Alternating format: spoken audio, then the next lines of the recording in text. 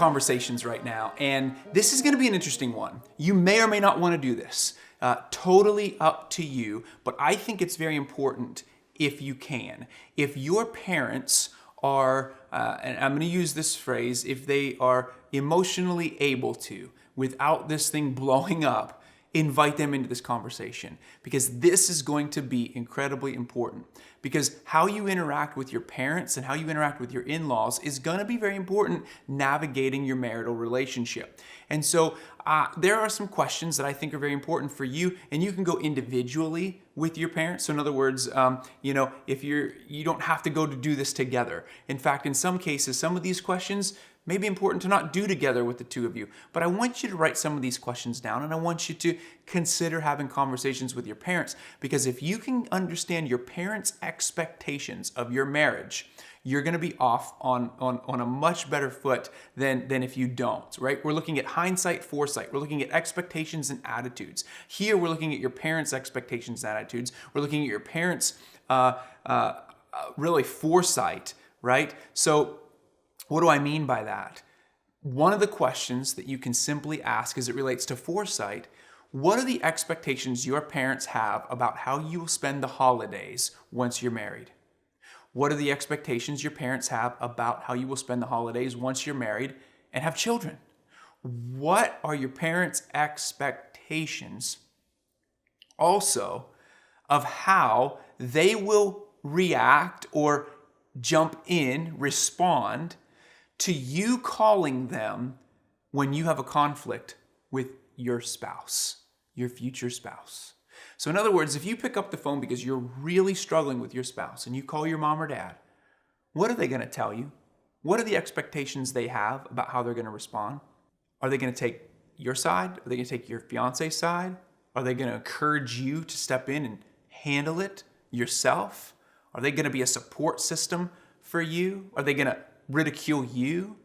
What are they going to do? What's their MO? What's their modus operandi? What have they done in the past? Consider that. Have conversation with them about that and what you expect from them.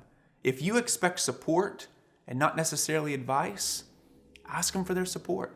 Tell them that whenever you're struggling, you're going to pick up the phone and ask them for support, but that you want them to push you back closer to your spouse, not to alienate the relationship, not to step in and create a wall or barrier. Have them speak to you about their expectations. You speak to them about your expectations as well. And then even ask your parents, how do they view your fiance's character? Are there any character flaws that they see as maybe a yellow flag or a red flag? If you haven't talked to your parents about that yet, talk to them about that, so that you have an honest understanding of where they're coming from, so you're not blindsided one day, but that you can help maybe even address a situation ahead of time and really support your fiance for your parents. These conversations are important to have now, because again, the more you can have them, the more you can bring these things into the light now and have healthy conversation around them. What you're doing is you're setting a precedence for your marriage, and you're setting a precedence for your parents to say, hey, listen, this relationship is now the most important relationship in my life.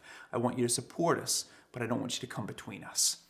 That's why this conversation is so critical. So consider the conversations, consider the expectations.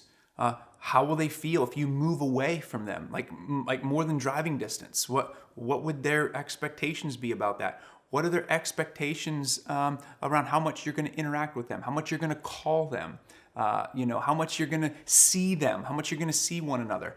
And then what are their expectations about how often they see you or their grandkids when they become grandparents? Ask them these questions, have conversations around it, so that and here's the reality. You might find that they have a different expectation than you do. You may find that they have a different expectation than you do, and it's okay to start talking about it now, because you might know, hey, we know we're going to end up living pretty far away from them, and we want to start setting the stage for that now. We want to start prepping their hearts for that now. But we also want to set in place how we can see one another on a more regular basis.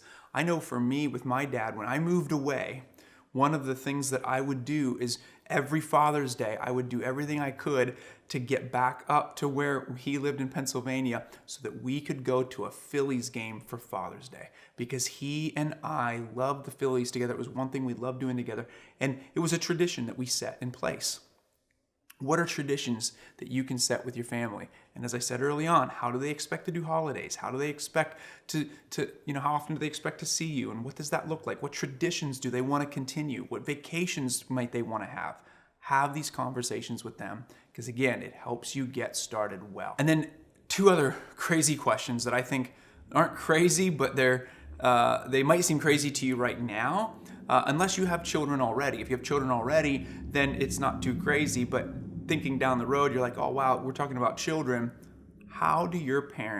What's going to happen if your parents disagree with you about the way you're raising your kids? How are you going to have that conversation? How are they going to approach that with you? And then a very important one in this day and age, what are your expectations about how you will be exposing your family, your children on social media? Because your kids, you might be over at your parents' house, they might be over at their grandparents' house, and you don't want your kids on social media. You don't want, whatever that looks like, have conversations with them, how they expect. Do they expect to see the kids that you post on a regular basis if you don't live together? Do they expect to be seeing them on social media?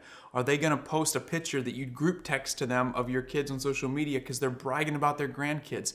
If you don't want them doing that, have conversations about that. Again, these conversations can be very important. So you can have them together with your parents, or you can do them individually. But I want you to consider, again, as foresight. We're thinking hindsight, foresight. These are great foresight questions and conversations to start having with your parents.